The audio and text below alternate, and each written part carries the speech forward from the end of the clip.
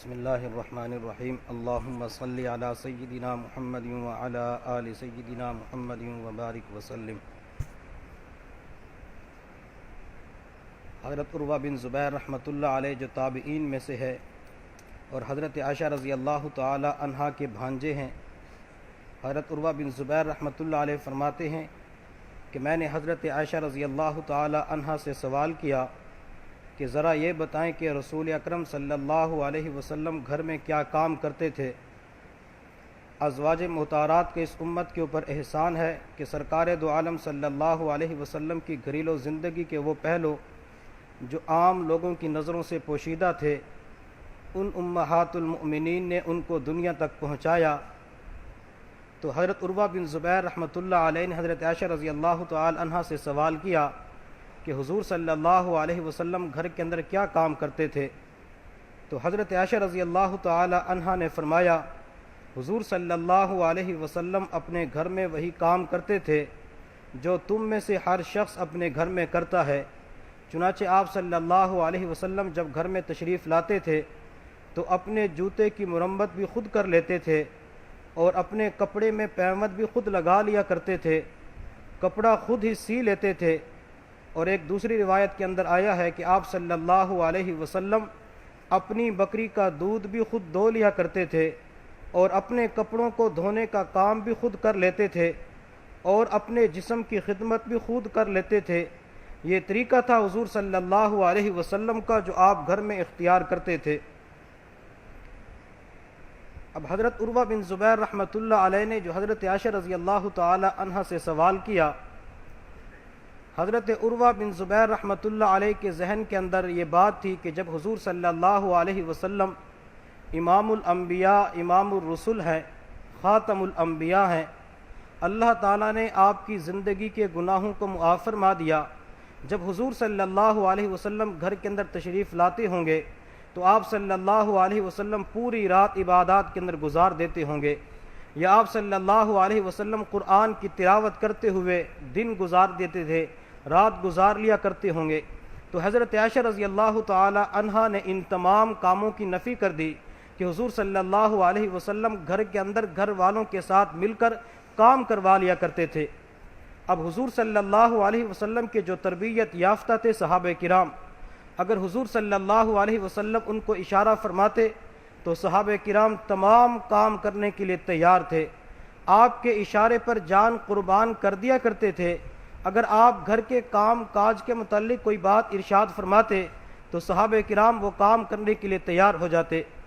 حضور صلی اللہ علیہ وسلم جنگ کے اندر تھے، غزوہ خندق کا واقعہ ہے۔ حضور صلی اللہ علیہ وسلم کفار کے ساتھ جہاد کے اندر مصروف تھے، تو آپ صلی اللہ علیہ وسلم خیمے کے اندر تشریف لائے، رات کا وقت تھا۔ حضرت عائشہ رضی اللہ تعالی عنہ فرماتی ہیں کہ حضور صلی اللہ علیہ وسلم نے فرمایا، میرا دل چاہتا ہے کہ آج میرے خیمے کا کوئی بندہ پہرا دیتا تاکہ میں آرام کی نیند سو جاتا، کوئی بندہ میرے خیمے کا پہرا دیتا، میں آرام کی نیند سو جاتا۔ حضرت عائشہ رضی اللہ تعالی عنہ فرماتے ہیں کہ میرے دل کے اندر یہ بات تو آئی کہ میں کسی صحابی کے پاس پیغام بھیج دیتی ہوں تاکہ وہ آ کے پہرا دے لے۔ جب میں خیمے کے قریب آئی تو مجھے وہاں کسی کے چلنے کی آواز آ رہی تھی، تو میں نے پوچھا اندر ہی سے کہ تم کون ہو؟ جواب آیا کہ سعد بن ابی وقاص رضی اللہ تعالی عنہ ہوں۔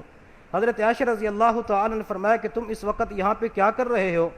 انہوں نے جواب دیا کہ میں لیٹا ہوا تھا، اچانک میرے دل کے اندر خیال آیا کہ حضور صلی اللہ علیہ وسلم اپنے خیمے کے اندر اکیلے تشریف فرما ہیں، لہٰذا آج کی رات میں آپ کے خیمے کا پہرا دے دیتا ہوں۔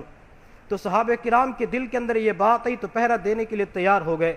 اب حضور صلی اللہ علیہ وسلم نے نہیں فرمایا تھا تو صحابہ کرام آپ کے اشارے پر جان قربان کر دیا کرتے تھے۔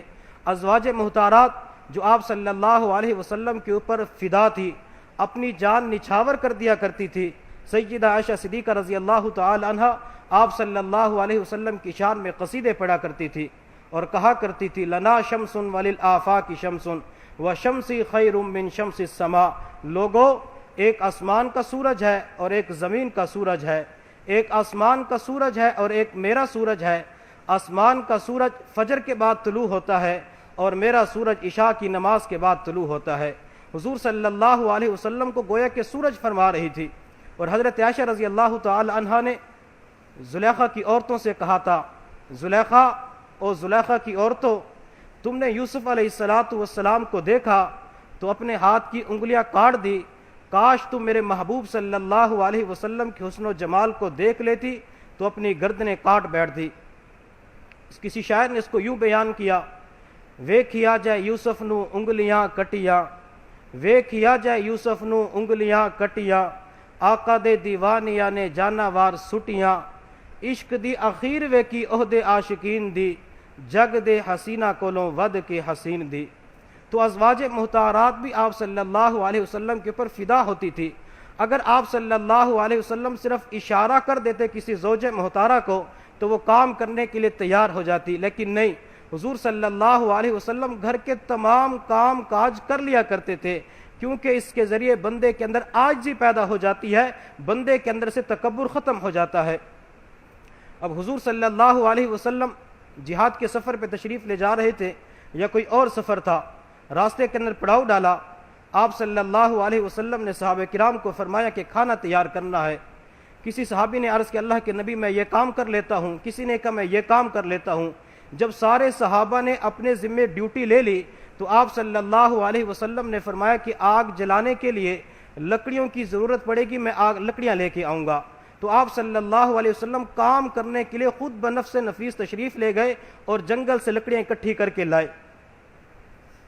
حضور صلی اللہ علیہ وسلم گھر میں تشریف لائے، حضرت عائشہ رضی اللہ تعالی عنہا روٹیاں تنور کے اوپر لگا رہی تھی، تو آپ صلی اللہ علیہ وسلم کی محبت بھی دیکھیے اور آپ کے کام کاج کا اندازہ بھی لگائیے۔ آپ صلی اللہ علیہ وسلم نے فرمایا، عائشہ ایک روٹی میں بھی لگا دوں؟ حضرت عائشہ رضی اللہ تعالی عنہا نے عرض کیا، اللہ کے نبی ضرور لگا دیجئے۔ حضرت عائشہ رضی اللہ تعالی عنہ فرماتی ہیں کہ حضور صلی اللہ علیہ وسلم آٹے کے پیڑے لیا اپنے ہاتھ کے اندر، اور دونوں ہاتھوں کے ساتھ جیسے خواتین گھر کے اندر آٹے کے پیڑے کو بڑا کرتی ہیں، اسی طرح حضور صلی اللہ علیہ وسلم نے اپنے دونوں ہاتھوں کے ساتھ اس پیڑے کو تھوڑا سا بڑا کیا، پھر اس کو تنور کے اندر لگا دیا۔ جب ساری روٹیاں پک گئی تو حضرت عائشہ رضی اللہ تعالی عنہا نے عرض کیا، اللہ کے نبی ساری روٹیاں پک چکی ہیں، ایک روٹی اب بھی کچی ہے۔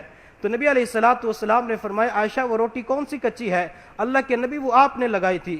تو حضور صلی اللہ علیہ وسلم نے فرمایا، عائشہ جس روٹی پر میرے ہاتھ لگ جاتے ہیں آگ اس چیز کو جلانا چھوڑ دیتی ہے۔ تو حضور صلی اللہ علیہ وسلم کے اس واقعے سے پتہ چلتا ہے کہ گھر کے اندر کام کاج کیا کرتے تھے، صحابہ کرام کی کام کاج کیا کرتے تھے۔ موسیٰ علیہ السلام اپنی زوجہ محترمہ کے ساتھ تشریف لے جا رہے تھے، وہ ان کی اہلیہ امید سے تھی، تکلیف شروع ہو گئی، سردیوں کا موسم تھا، موسیٰ علیہ السلام بیوی کے ساتھ اکیلے تھے، کوئی خادم بھی ساتھ نہیں تھا۔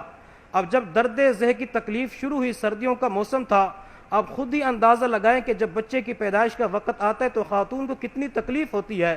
موسیٰ علیہ السلام اپنی اہلیہ کو سردی سے بچانے کے لیے ایک روشنی نظر آئی، اس کو آگ سمجھ بیٹھے، تو موسیٰ علیہ السلام آگ لینے کے لیے پہاڑ کی طرف چلے گئے۔ جب موسیٰ علیہ السلام اپنی اہلیہ کی خدمت کرنے کے لیے، گھر والوں کی خدمت کرنے کے لیے آگ لینے کے لیے گئے تو اللہ تعالیٰ نے موسیٰ علیہ السلام کو پیغمبری عطا فرما دی۔ اب اللہ کا نبی وقت کا پیغمبر گھر والوں کی خدمت کرتا ہے، گھر والوں کے ساتھ مل کے کام کاج کرتا ہے تو اللہ تعالیٰ کتنے مرتبے عطا فرما دیتے ہیں۔ اس لیے گھر کے اندر جب بھی گھر کے اندر رہیں تو اپنے گھر والوں کے ساتھ مل جل کے کام کروا لیا کریں، اس سے انسان کی نہ تو ناک کٹتی ہے نہ انسان کی شان کے اندر کوئی کمی آتی ہے۔